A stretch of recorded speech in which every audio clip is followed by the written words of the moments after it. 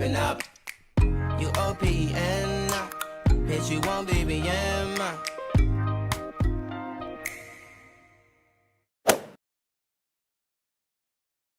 Hey you, welcome back to my channel, you guys. Today's video is based off of just us moms who had to suddenly become at-home teachers or homeschooling parents due to quarantine season.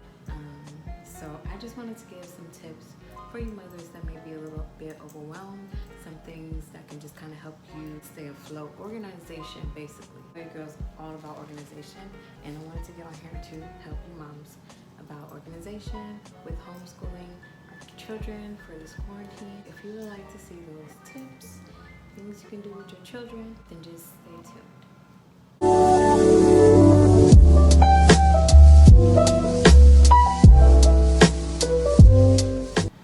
Okay, so first thing you want to do is breathe, right? Y'all know I have my book. So I know you're overwhelmed and we're just like yikes, spikes, right? So the first things you want to do, I have 5 tips. They're just very important and I just wanted to share them with some. First thing I got written down is meal prepping. It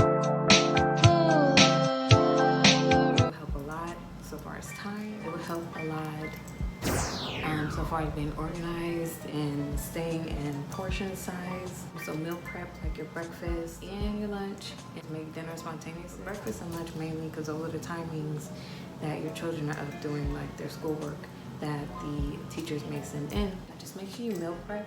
That'll be so much easier and faster if you guys can meal prep. And utilize if schools, which I know I'm in Texas and the schools are helping with like lunches, they provide lunches. So if you have schools that do that, utilize those tools too. They will help you guys, okay?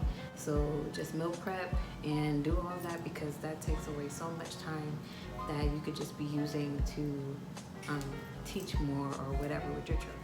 The second thing I have is set a schedule. And the sky above. Schedule, and when I get up I'll show y'all like the schedule that I have up for Joe. It's on my refrigerator, and just set a schedule.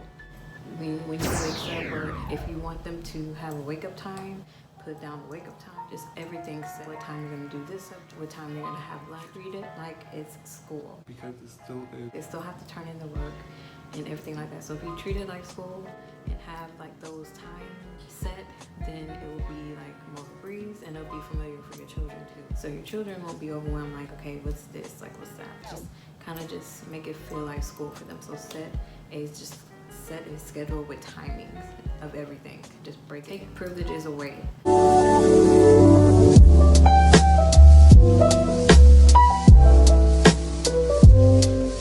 Like if you're in school, so say for instance they get in trouble at school, they go to principal office, or they get in trouble in school and they get the parents called or marked. You treat it like school all the way through. So set a privilege takeaway. Like for instance, Josiah and every other child right now, I'm pretty sure love Roblox. So if you get in trouble, he ain't gonna play Roblox. Just take some privileges away if they're gonna be playing around during school, because I know some children may think, oh, we're at home, so it's not the same thing. I don't have to listen. It's not as serious. Yes, it is, because it's still their education, and let them know it's still like just because we're not at school physically doesn't mean you don't have to listen to mama or daddy, you know. So number 4, get a booklet or a tablet and set an agenda for them.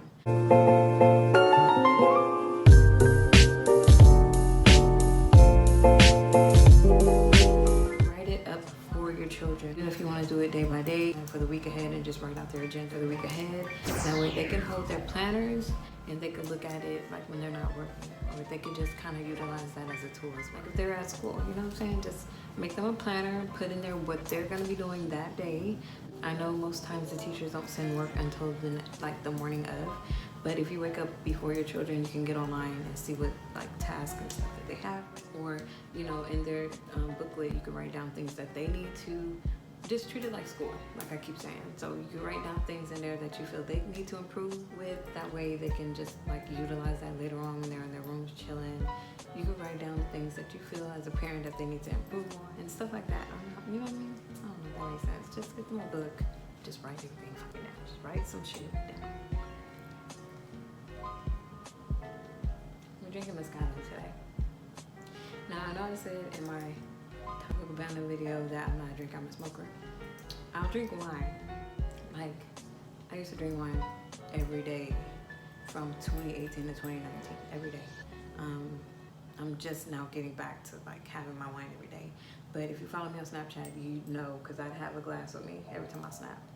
But, so I'm just sipping Moscato. I could sip Moscato, in like wines, but I cannot do like hard liquors and stuff that much. Like, and I already finished the spaghetti too, so. Okay, number 5 is if you find yourself getting stuck on work. We're adults, we haven't been in school in ages, so it's okay that we don't know certain shit. Like, it's okay that we don't know this algebra and shit. It's fucking okay. We have not been in school in fucking years. That's fucking okay.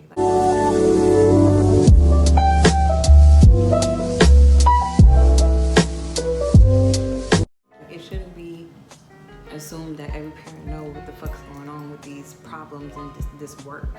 So if you come up to a situation where you don't know or you don't remember or just anything, utilize the fact that you can still be in contact with the teachers. Like, utilize their emails, utilize their phone numbers, because y'all, these teachers really miss their children. They really love their job. They really love their children. So don't try to do it by yourself.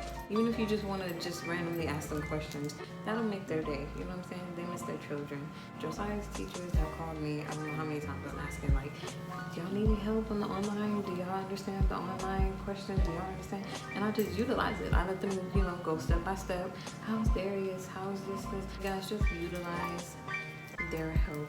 That's what they're there for. They're still teachers and they still want to help. So I would say utilize that, but that can also help you and not stress you out so much. I have a bonus tip. A bonus tip is to still set a bedtime. They're not in school, so they feel like, party. 12:30, I've been letting them go to 30. But if your children, of course, is younger, and he's going to be 11 actually in 9 days. Josiah's birthday is coming up, you guys. He's going to be 11. He's finna fucking be 11. I ain't ready. Okay, so anyway, he's older, so I give him kind of like a more lenient bedtime, but yeah, so it's getting closer to Josiah's birthday, so it's reminding me of the questions and when I can pick the winner of the DIY giveaway that I'll be doing. Yeah, that's just a bonus. Set a bedtime, whatever the time may be, just set it and stick to that. That way they can still get the sleep that they need. So just keep everyone safe. I would like to say again, just make sure we wash our hands, make sure we're not really leaving out if we don't have to leave out. Just follow the rules and regulations of your city, your state, and we'll be out of this. So the question I will ask you guys today, what is your favorite season and holiday? My favorite season is autumn, and my favorite holiday is Easter.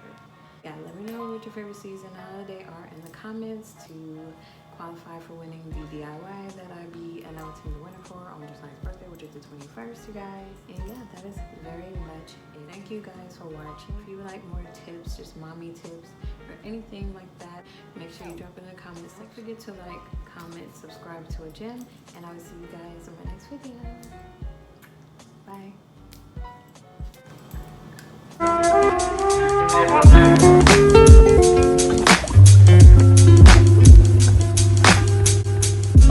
Likes, mama,